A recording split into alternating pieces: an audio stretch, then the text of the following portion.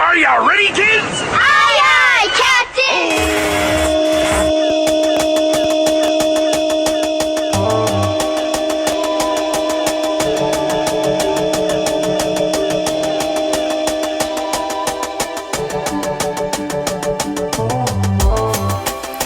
We're talking about moms and athletes. Oh, he out for the season. Super sad. If you don't mind me asking, Rex, when's the last time you cried? If you cried, no, you're fine. I'm not even afraid to say it. I actually do cry a lot. You tell your story, then I'll tell mine. They were 4 and they were already trying different things. What would you change about being a sports mom? Welcome to Valley VibeZ, your show about culture, arts, and happenings in the Imperial Valley from a youth perspective. I'm Dr. Tom Tacke, the creator and executive producer of Valley VibeZ. For today, we are featuring a special episode of Inside the Blue Zone, one of the Valley VibeZ sister podcasts produced by Spartan Sound Productions. This one is the premier IBZ Moms episode, where we invited a few moms of student athletes to share their experiences of being moms of these athletes. I think you're going to enjoy it. Welcome back to a special podcast. This is your host, Jacquelyn Tacke. This is Tania Palacios. Lisa Morquecho. Nancy Mendoza. We're talking about moms and athletes, and I just want to start off by saying I have many athletes in my family, from my brothers, my uncles, cousins, nephews, and people like that. I'm even a stepmom, and my stepdaughters played sports in high school. So I think it was like soccer and basketball and, just various things like that. So I want to start off by saying I am a huge sports fan. We only had one TV when I was growing up, so we had no choice. It was football and Mutual Omaha's Wild Kingdom. So that was it. So sports was always playing in our house. So I can pretty much watch any and everything other than like golf and baseball. So I want to start off by asking all the ladies, the beautiful ladies in the room, did you play sports when you were growing up? And then we can talk about what your kids do. But I want to know first, did you play sports or anything when you were in high school?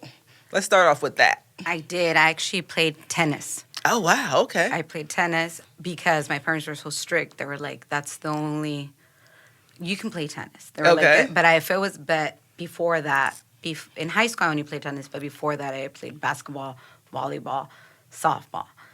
But in high school, since it was junior high, it wasn't that, it didn't take away time. So my parents only allowed me to do tennis. So it's a natural articulation then that your kids are playing sports if you played sports. Yes. That's fantastic. Okay. Yes. So?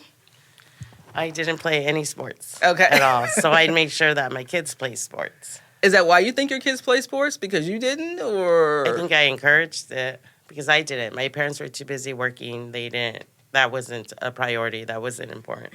So my kids did. Okay. Cool. Mm-hmm. Yeah, in my case, I wasn't a sport player. No, I play a guitar and music and art and education, but nothing related with sports. Okay. But my husband did everything. Okay.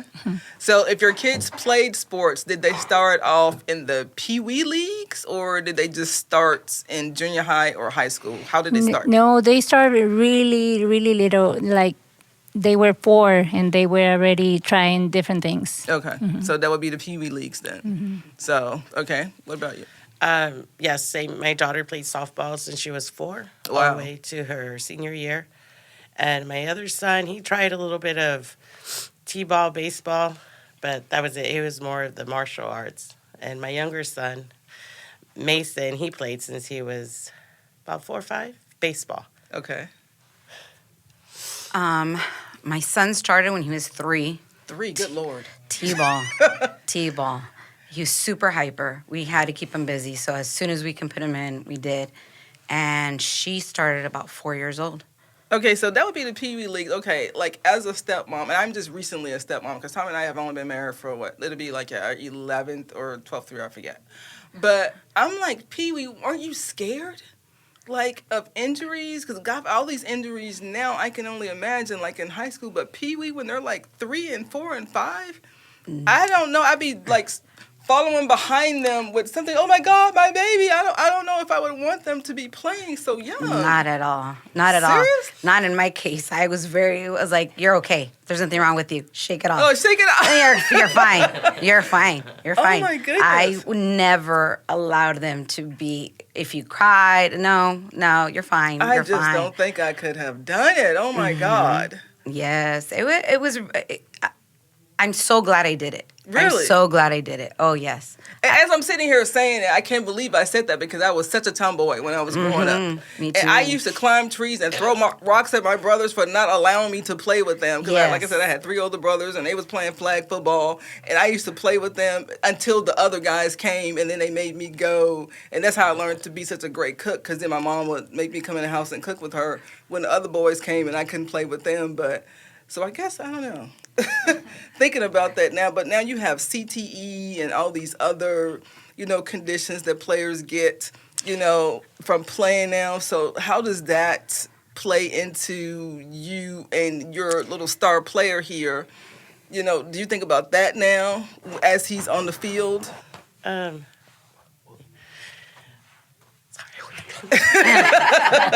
have a lot of things to say. It's okay, you can cut this. Okay, go ahead. The injuries, kids are gonna get hurt. Yeah. They're gonna get hurt playing outside. They're gonna get hurt playing on that bike. They're gonna get hurt. So I never thought of it that way. My biggest goal was to build actually resilience in them. Mm-hmm. I wanted them. I didn't want them to be shy. I didn't want them to be scared. I wanted them to build confidence. My son, the first time, his first injury, he broke his clavicle when he was about 8 years old playing football. And what exactly is a clavicle? At the clavicle is the shoulder. collarbone. The collarbone. Got it. Okay. He broke it, and we didn't know it was broken. He was very tough. And he was so hyper. So he was at practice and he did tackle. This is when they used to do Oklahomas. They don't do that anymore. Oklahomas, they did. And what exactly is an Oklahoma? Oklahoma. We need to bring that back. We need to bring that back. Oklahoma was football players used to build a circle around them. You had 2 kids, and they'd be like hit each other.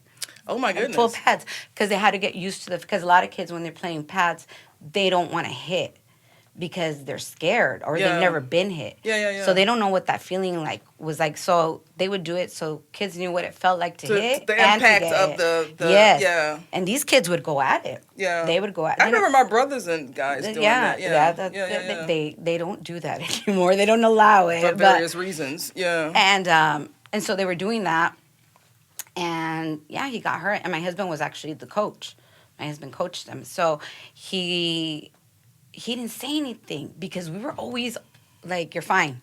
You're okay. Shake it off. Shake it off. And so not like in the Taylor Swift way, shake it off. And then and then he did. And he was, and then, like when we were driving home, he's kind of like, oh. And I was like, and that was weird because he never complained. And I was like, I noticed it, but I didn't say anything. And then that evening, he kind of was like moving his arm around, and I was like, oh, okay, you're sore. The next morning, I was like, let's go, we gotta go to school. And he's like, hold on, I gotta find my homework folder. And I'm like, oh my God, hurry up. And he's in his room, and I'm like, I opened his room, he doesn't know I'm looking at him, he's like, ow. And I was like, wait, this really hurts you, because he never complains. He goes, no, it hurts. I was like, oh my God, no. I was like, was he bruised or was he black and blue or anywhere? Nothing. Wow. He wasn't bruised. So that's why I was like, well, and I was like, no, I'm going to have to take you to the pediatrician. Take him to the pediatrician that day. And they're like, you're going to have to, he's like, can you move it? He was like, yeah, I can move it. He's like, I don't think it's broken. But you know what? Well, let's get him some x-rays. Took him to the hospital, got x-rays. Broken. Wow. Broken. And how old was he at the time? 8. He was 8. And that's his first injury? That was the first injury. And he was super devastated because he was out. It was right before the first game. Wow. And so he out for the season. Super sad. And he repeated that same thing in seventh grade. I would think it was seventh grade. Wow. He broke it again.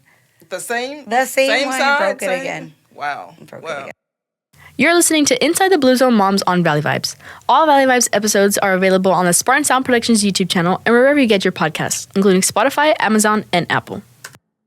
Now, you're a cheer mom, correct? So when all I can see is people getting tossed up in the air, in the atmosphere, sometimes they don't get caught. Yeah, no. And so has your daughter ever experienced that? Well, my daughter is not a flyer. Okay. No, but she started as gymnastics at 4. And then when she started coming to high school, then she got in love with a cheer team. So she quit gymnastics and then she started cheer. And she's a base, not a flyer. You call them a flyer? Are those the girls that get tossed up in the air? They call them flyers? Those are the flyers. For obvious reasons. Yes. Do they have to be, I always wondered this, do they have to be a certain size to be a flyer? I can only imagine. Yeah, oh my God. So the people up under them have to be a certain size too to catch them. Yes, I've and they always have to wondered be that. strong and they squat, I don't know for how long, and they are super strong.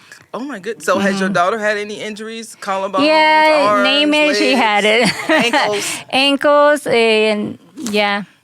She always was strong, but she said, like, today is hurting the back. Oh, now it's the ankle. But it was like a normal. It's living with that pain. Wow. Yeah. When did the scholarships come into play? Like when I was in high school, we used to love, me and my sister used to just sit in front of the TV and watch the high school competitions. Like back in the day, oh, Mickey, you're so fine, you're so fine. That used to be the song. Is there like a song now is it like a Bruno Mars song? Is it like no, they Kendrick always Lamar in a song, mix or of music. I don't know. What do you think? is there like a theme song now or a regular song, or is it what's the hot new song? Now they just do, it's a mix. Okay. So the coaches come up with the mix, and they build the routine, and that's how it goes. But there's not one particular song it varies. Yeah. There's a varies of songs and things. But there's like scholarships and NIL money and all kinds of stuff. Now, when you were a cheerleader, none of that was in play, right? I didn't cheer. Okay. I didn't cheer. My sister was a cheerleader. Okay. I wasn't allowed to cheer. But Why weren't you allowed to cheer? there was the stigma behind being a cheerleader, and We can talk stigmas. You want to talk stigmas for a minute? yeah. It was. You tell your story, then I'll tell mine. It was no. They were like only certain kind of girls are cheer. Like when That was my story. That wasn't gonna happen. Yeah, So, my mom was the same way. So it was just old school. Mine was too. It was a spiritual thing for my mom. Yeah, she was like, no, all those girls are just involved in other things. Yep. And Extracurricular. Extracurriculars. And it had nothing to do with school. And it has nothing Exactly. So, and when she started cheering, I wasn't happy about it because I wanted the other sports, not Exactly. cheer. I, at that time, did not view cheer as an actual sport. So Is it considered a sport now? Yeah, well, now Really? CIF and state and all that. Really? Yes. Oh my goodness. Learn something new every day. So it's definitely a sport because you have to be super athletic to do what these girls do. Okay. So she started Pop Warner cheer, and then from there she went into Pop Warner is a cheer now? Oh yeah. It's considered Pop Warner has cheerleaders like and Pop football Warner players. and football? Yes. Like there's cheer for Pop There's Warner. cheer. Seriously. So that's where she started, and she was really young. She was about 5 years old, and then from there she did all-star cheer. Now all-star Wow. cheer, that's a whole different ballgame. That's like major leagues cheer. That's where you're going to Vegas, where you're competing against these crazy squads. Those are the girls that get thrown up in there. Those are the ones that are doing the flips. Those are the ones that are doing these crazy routines. Wow. So she started that 7 years old. Seven. 7, 8. And she was in I'm teams so- with girls she was 8. with the 13-year-old. This sounds like it's a pageant thing. It's kind of like the pageant industry. But it was. I call it. I said it's a mafia. It really was. It is. I begged her. I was like, please, we don't need to do this. And she was like, I want this so bad. And she went out there, and I was like, fine. You want this? We'll do this. No idea. And she was committed. Wow. She was committed. It really did change her life. Like all about it. All about it. Wow. Well, I have learned something today because I had no idea that this was going on. I'm all about to ask you ladies about the NIL money and how that has changed. So how has that changed life? Because back in the day, there was no such a thing. Because I had an uncle who went to a high school that was considered in the hood, but he had a scholarship to Cornell. And this is the late 60s and early 70s. So that was very prestigious for us. And I can only imagine what these kids are getting now. That's more money than you ever see in your life, because if you have NIL money coming out of college, but then you go to college and you hurt yourself, you may not necessarily get to the pros. So how is that affecting life right now? Name, image, and likeness. So that's money that they'll give you. For instance, when I came to the football game when the gentleman scored like 5 touchdowns in one game. That was something, and first thing I asked my husband was, does he have an NIL contract? You know, an NIL contract, because I'm like, does he even have a scholarship to a school? Is he going to college? So those are things that, because I'm a publicist by trade and a manager, and I have people that I represent for my agency. That's what I do. And I'm like, that's the first thing that came to my mind. I'm like, does he have a shoe deal? Does he have this? Does he have that? And whether it's a guy, a girl, or whatever, these are things that automatically come up for me. So, because I remember a couple of years ago, he had a gentleman that was getting, a lot of attention in Sports Illustrated and this and that. So some people don't know, some people do know. So how do you navigate that in this world right now? You're telling me that there's Pop Warner in, cheerleading. I had no idea. So that's a world that people do and don't know about. So how do you address those things now?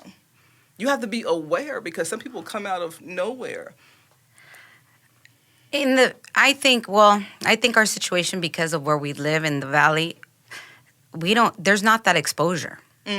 We don't, even though, like, for example, our football team will compete against these D1 schools, we're still in the Valley. It's a small community. What about Royce Freeman from a couple of years, what was that, like 10 years ago? Yeah, from Imperial. Yeah. So, I'm not sure how that went for him. But I think he was pre-NIL. I don't think the NIL was even a factor for him. Parents now have to advocate for their own kids. Yes. Like, it's not, like, where scouts like come and look for you. It's coaches and parents are advocating for their own kids. I think the difference now is because there's so much talent.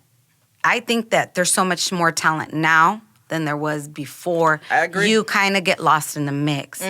Because I used to tell her, where you're good, but there's somebody better than you. And I used to always tell my kids, like, you guys are good, but it's not what you do when people are watching, is what you do when nobody's watching. Yes. And those are the kids that are going to do something with that. And I think that, the kids that really want it. The kids that really want it. It's a lot of work and it's a lot of pressure. And especially we don't live in the same day and age as before. These kids are faced with so much more pressure and bullies and mental health issues. And all kinds of stuff. Yeah. So I think that kind of takes away from them. And it's not fun anymore either. Remember when sports used to just be fun? Yes. They're just doing it for fun instead of the NIL money. And when all the pressure and hell. And then how did COVID affect it was awful. Everything? COVID was awful. I can't even imagine it, because I had COVID really bad. When my family told me I had COVID, I had OG COVID, because it was before the vaccination. Yes. So, yeah. And it was bad. COVID was a really hard time for both of them. Grace's All-Star Gym shut down. It was done. My son was a freshman going into sophomore year. So he had a really amazing freshman year in football here at Central. It was great. He did really, really well.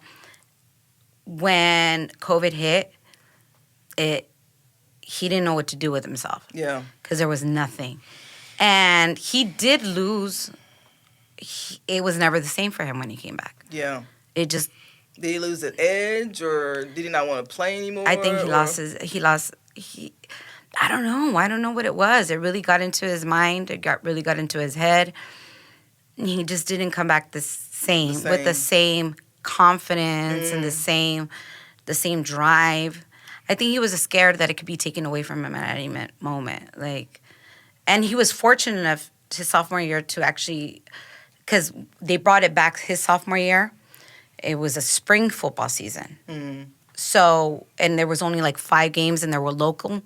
And he only, they were like picked, the kids that were going, because they couldn't have a lot of kids. And he was a sophomore at the time. And he was one of the few sophomores that got bumped up to varsity. So he was, he did well, but it was not the same after that. And then for her, same thing. And then there was like behavior issues because they were restless. They were so used to getting up, going to routine, going to gym every day on a regular basis, and that was all gone. Yeah. How did it affect your kids and how they competed or not competed? Well, I liked it. Really? Because on that time, my daughter and I got closer. Yes. We exercised every day together. I remember her coach did a Zoom meeting once a week with them and letting them know what to do for training. So I used to train with her, and it was a fun time. And she was getting older, and gymnastics is about age. You get a certain age, and then you're done. Yeah. So she missed a few competitions that were important, but it was a good time for my daughter and I. Mason was 7th grade, 8th grade, I think, and he hadn't played football. He did it once when he was 5 or 6, and that was it. So I didn't know. We didn't know, that it would affect until he started freshman year. He's like, I want to play football. But COVID-wise, there was no baseball or anything. It was scary. It was scary times. Wow. Yeah. How does being a sport mom interfere with you being a mom? Like, if one child plays sports and one child doesn't play sports, how does that... It was easy for me because, I'm sorry, because he's the only one I have at home. I have 2 older ones. Okay. So all my time went to him. Okay. So it was easy. Okay. For me, I don't know about the other one.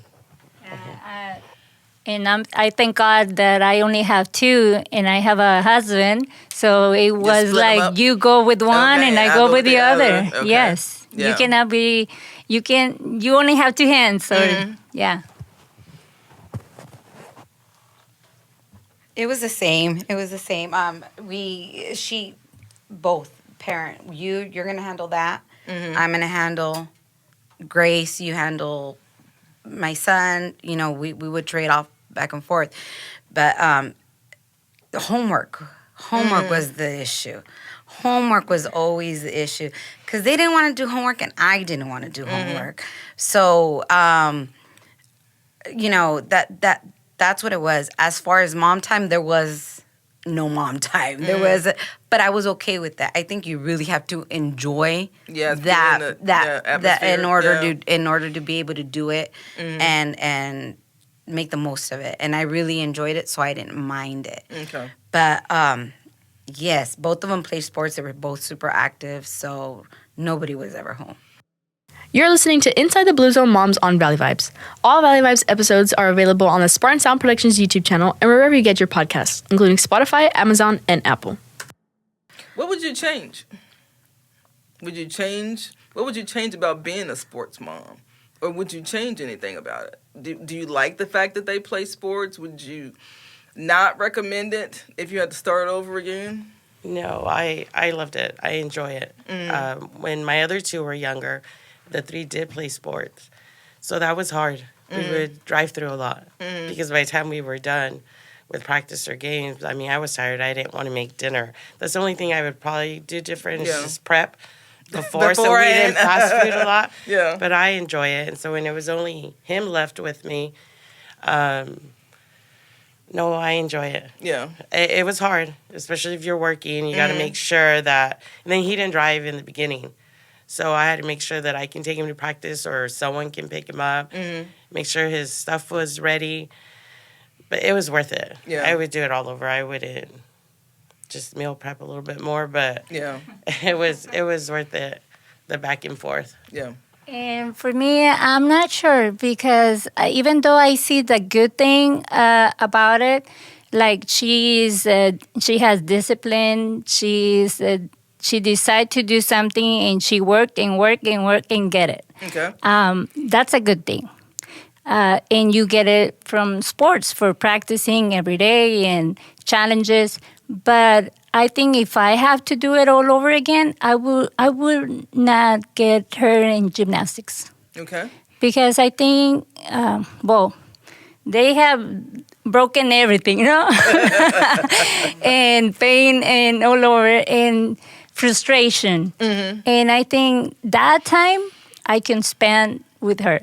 Would you get her into something else? No, I think like now, like she's in high school, then will be good. Okay, do gymnastics or do cheer. But she started gymnastics at 4. I think that's too early. Yeah. In my opinion. But don't you have to start doing so many things For gymnastics, you Yeah. have to start at that age. Yeah. But in my opinion, I would rather not to do. Yeah. Okay. Well, for Mason, he didn't do the Pop Warner football just once, I think. So I think maybe for him, he would, and we asked him, can we sign you up? No. So come his freshman year, and he's like, I want to play football. I was like, oh, no, you don't know football. Like, you're going to get hurt or something. So maybe that's something I should have made him.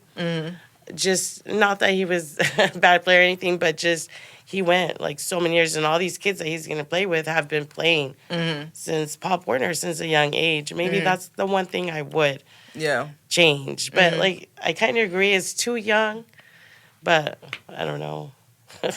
Wow. Okay. I think this has been an amazing opportunity to speak with you guys and get your perspective because, like I said, when we were coming up, there were so many differences because I come from a family of 9, and all of my brothers, all of us were in the band and did a bunch of different things in high school. I didn't play any sports, but I was in the band and the honor society and I was in the drill team. And I was on a debate team. I was basically in anything that my mom would let me be in. So that she thought that was safe. Appropriate. That part definitely appropriate. appropriate because when I made the cheerleading squad in junior high school, she made me get in the choir first. And then she said if I got in the choir, then I could be in other stuff. But even though I got in the choir, she still wouldn't let me do anything else. But she let me be in the drill team, I guess, because I guess she thought that was safe.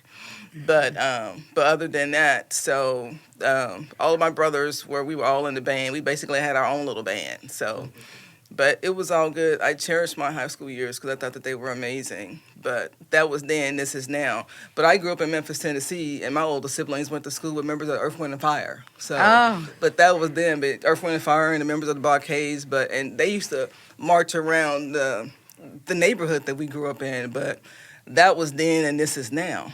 But so that was a long time ago. So, and kids were playing, football and this and that. And there was no NIL money then. There was no, cheerleading squads and this and that. And so you just kind of dreamed and wished and hoped things, turned out the way that you wanted them to. So. And I think that's what it is. I think that when I see kids now, and I think to myself, man, I always tell I'm always scouting. I'm always like, man, that guy's like 6'3". It's like a D1 player right there. Exactly. Like that's me. Exactly. My mind Me is too. in it Me too. all the time. I'll be at work and I was like, if you and her had a baby, that would be Exactly. great. I'm always thinking Yes. of that. But because I love it. To me, an coachable kid is Exactly. an employable adult. Or because you look at somebody and they're tall, oh, you should be playing. Mm-hmm. I'll either say you should be playing basketball or you should be on the runway. Yeah. One or the other, or both. Yes. Yep. So I'm always looking at things like that too. So I appreciate your time. I know that you're busy. We're all busy, and I appreciate you. I applaud you. And thank you so much, because I still don't understand how you let your kid play pee-wee ball, because I would have been behind them running with some Band-Aids, some alcohol, some witch hazel or something. So thank you so much. I appreciate you. Thank you. What did you think of IBZ Moms? Should we make it a regular feature on Inside the Blue Zone? How about here on Valley Vibes? You can contact us by emailing us at imperialvalleyvibes @gmail.com. That's imperialvalleyvibes @gmail.com. We'd love to hear from you. Our last segment today is where all of our podcasts from Spartan Sound Productions started. 4 years ago, we had students submit their podcast entries to the NPR Student Podcast Challenge. Out of the 4,300 entries they received, this one got an honorable mention. Here's Male High School Athletes Don't Cry. Yo, what's up, guys? It's Casey Soto. Hey, it's Eli Osuna. What's up, guys? It's Andrew Salazar. Hey, it's Marco Alvarez. In today's podcast, we're going to be talking about men's mental health. Yeah, it's really not viewed as importantly and as valued as female mental health nowadays. Yeah, I just feel like people really just look past it because at the end of the day, we're men and we're supposed to be strong. Yeah, and that's going to bring us to our first topic, men crying. So if you don't mind me asking, Rex, when was the last time you cried? Probably in like December. Oh, yeah? Yeah. Well, when, can I ask what it was about? It was like some family, like, not drama, but like, arguments and stuff. And did you feel like anyone was there for you? Well, yeah, it was like my dad and then my siblings right next to me. And Marco, when was the last time you cried? Well, I'm not even afraid to say it. I actually do cry a lot. You do? Yeah, the last time I cried, I think it was Valentine's Day. Yeah. And what was it about? I just felt like I wasn't good enough because it gets complicated in talking stages. Like, you don't know what you are. And we're pretty early, and I didn't know if I wanted to get or anything. And I just really felt bad because last Valentine's Day I didn't get someone something, and I was just thinking about it. And it just really made me feel like I was a bad person. Oh, did it? Do you feel like that affects your mental health a lot? Yeah, it did. I was just doubting myself, and I didn't have anyone to talk to about it. So you felt like no one was there to care for you in your times of need? No, because at the end of the day, like, they'll just end up telling me to man up, or they'll call me words and stuff. Yeah. And Eli, when was the last time you cried? I would have to say back in like late November when our football season ended. It was pretty sad.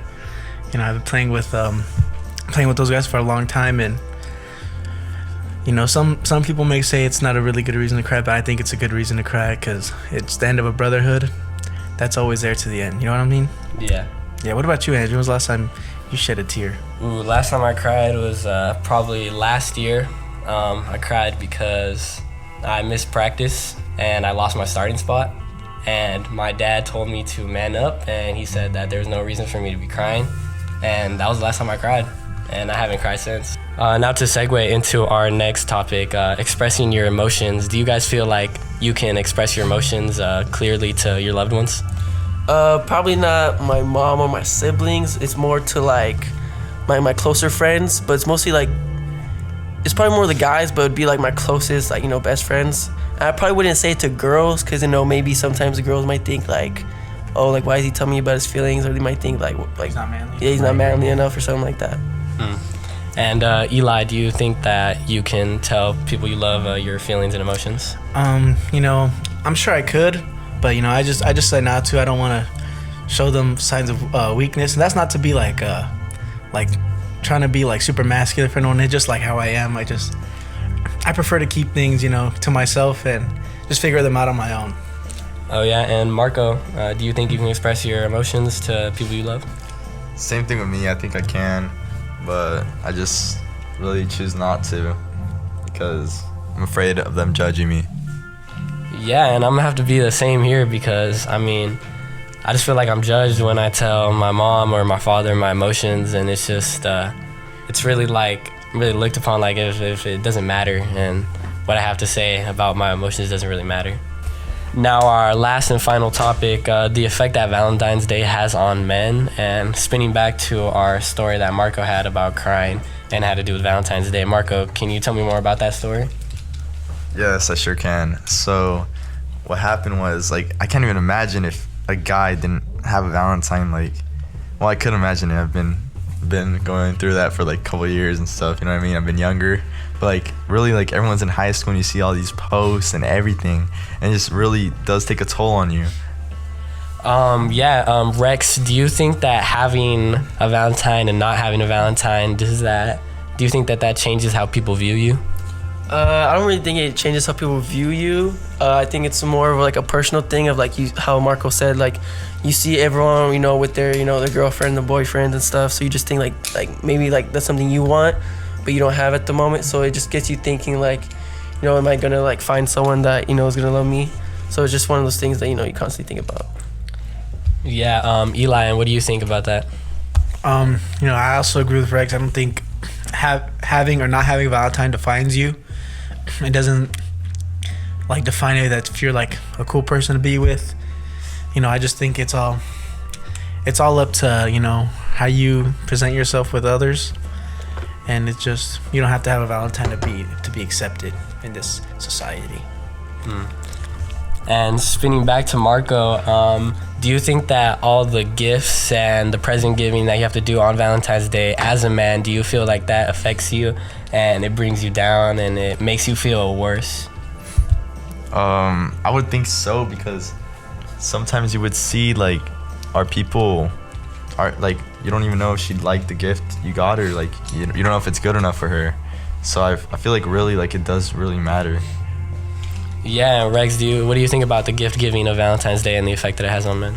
So I think the gift giving is, of course, it's all like the girls' thing. Like it's not really for the guys. And a lot of time I feel like guys, they are stressing about it because they don't know if like the gift that they put a lot of thought into, like if the girl will like it or not. But, you know, it's really just a girl thing. And I feel like most men don't really, they don't care for Valentine's Day because they just see it as like a girl's way to like get gifts and like their way of feeling appreciated, even though it's just like material items.